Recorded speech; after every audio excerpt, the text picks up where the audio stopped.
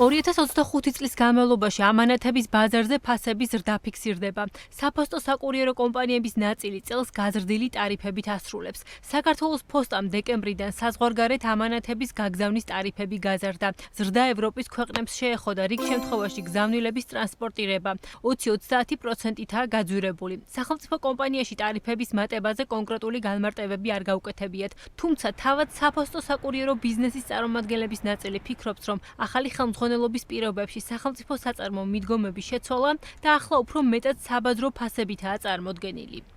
ეს არის სხვა ტიპის გადაზიდვა, ეს არ არის ქსელური, ეს ამ კომპანიებს არ ახასიათებს ცენტრალიზებული მმართველობა, ეს არის პირდაპირ გადაზიდვები ერთი ქვეყნიდან მეორეში, ერთი ოპერატორის მიერ, აქ არ არიან ჩართული უკვე სხვა ესეთი ქსელური ოპერატორები, შესაბამისად ისინი თავად არეგულირებენ ამ ფასებს. კარგია, რომ მათ კონკურენციაში არიან ჩართულები და ეს კონკურენცია მნიშვნელოვნად განაპირობებს ფასებს, ხარისხს და ძალიან კარგი ტენდენციაა ის, რომ კონკურენცია არეგულირებს ამ შემთხვევაში ბაზარს და არა კანონისმიერი მონოპოლია, როგორც ადრე წარსულში არსებობდა. ტარიფები დეკემბრიდან განაახლა საფოსტო საკურიერო კერძო კომპანიების ნაწილმაც. როგორც საქართველოში UPS-ის ავტორიზებული კონტრაქტორი გიორგი ქოპილაშვილი აცხადებს, გლობალურად ინფლაციური პროცესების გათვალისწინებით საერთაშორისო კომპანიის მიერ ამანათების ტრანსპორტირებაზე ტარიფები დაახლოებით 5%-ით გაიზარდა. თუმცა კომპანიაში განმარტავენ, რომ ქართველი მომხმარებლების შემთხვევაში მომსახურების გაძვირება უმნიშვნელო იქნება. ინფლაციური მდგომარეობის განთვალისწინება ხდება ჩვენ გადაზიდვები დამოკიდებულია საჰაერო გადაზიდვებზე, საჰაერო გადაზიდვები თავის მხრივ ხარჯებზე, რომელშიც მნიშვნელოვან მომენტს საწვავის ხარჯი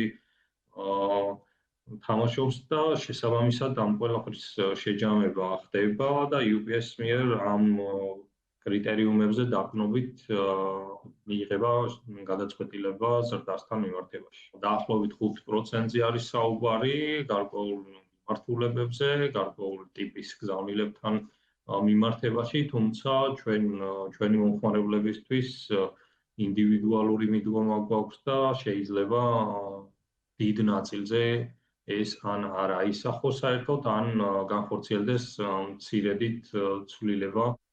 რაც შეეხება ბაზარზე არსებულ ვითარებას, საფოსტო საკურიერო კომპანიებში აცხადებენ, რომ წელი მზარდი ტენდენციით ხასიათდება. მათ შორის გააქტიურებული ელექტრონული კომერციის და ბაზარზე ახალი სერვისების დანერგვის ფონზე. კომპანიებში ამბობენ, რომ ჩინურ პლატფორმებთან ერთად წლის მეორე ნახევარში საქართველოდან მოთხოვნა ასევე მზარდია თურქული საიტებიდან გამოწერილ ამანათებზეც.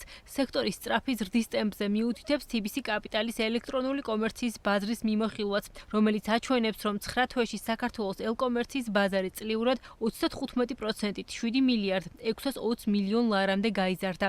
მათ შორის მთლიან ელექტრონულ კომერციაში მზარდია საქონლის და ამანათების კატეგორიის წილი. ზოგადად 2025 წელი ისევე როგორც წინა წლები გამორჩეული იყო იმით, რომ ქართველი მოხარებელი გააქტიურდა, აქტიურობს და ეს ზრდის ტემპი საკმაოდ სწრაფია.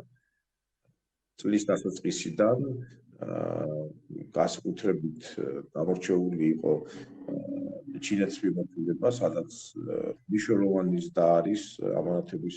თუმცა წლის მეორე ნახევარში ასევე ძალიან გააქტიურდა თურქეთის მიმართულება, რომელიც რამდენიმე წლის წინ ყველაზე აქტიური იყო. UPS-ის საშუალებით ჩვენ მივახციეთ იმას, რომ გამოწერებთან მიმართებაში იმპორტის ნაწილში Amazon-ზე შეკვეთილი ნივთების პირდაპირ საქართველოში ტრანსპორტირება გავხადეთ შესაძლებელი. შესაბამისად, ამან გარკვეულწილად გავლენა იქონია იმპორტის გამოწერილ ამანათებთან მიმართებაში ზრდა.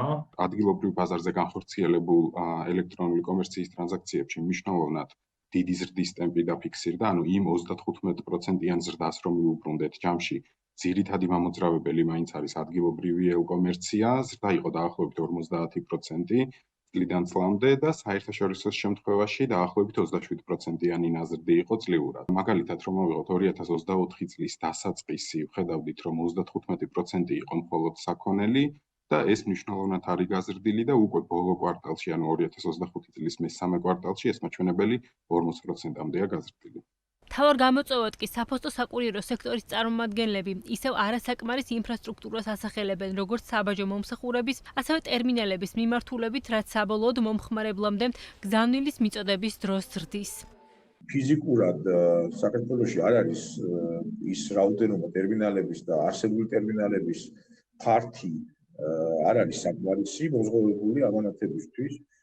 თუ ავიღებთ მაგალითად შარშან სიტუაციას, ყოველ წელს უფრო და უფრო მზარდი ამანათები, მაგრამ ცვლილება ფაქტობრივად არ ხდება და ეს არის very შეშლილი. მე გულისხმობ იმას, რომ ტერმინალების რაოდენობა არ იზრდება და არსებული ტერმინალების გაფართოება არ ხდება. რაც შეეხება მთავარ შემაფერხებელ ფაქტორებს, ორი ძირითადი შემაფერხებელი ფაქტორი შეიძლება გამოვყოთ, ეს არის საბაჟო მიმართულებით კადრების დეფიციტი და სატერმინალო რესურსის საკითხი, რომელიც ძალიან პრობლემატურია. თანამედროვე ტიპის ინფრასტრუქტურა მხოლოდ 6%-ში ადგენს იმ ზოგადად იმ ლოჯისტიკური ინფრასტრუქტურის, რაც ქვეყანაში გვაქვს, შესაბამისად გამტარიანობა ნამდვილად ამცირებს ტვირთის გამტარიანობას, ინფრასტრუქტურის სიმცირე დაუხარისხობა.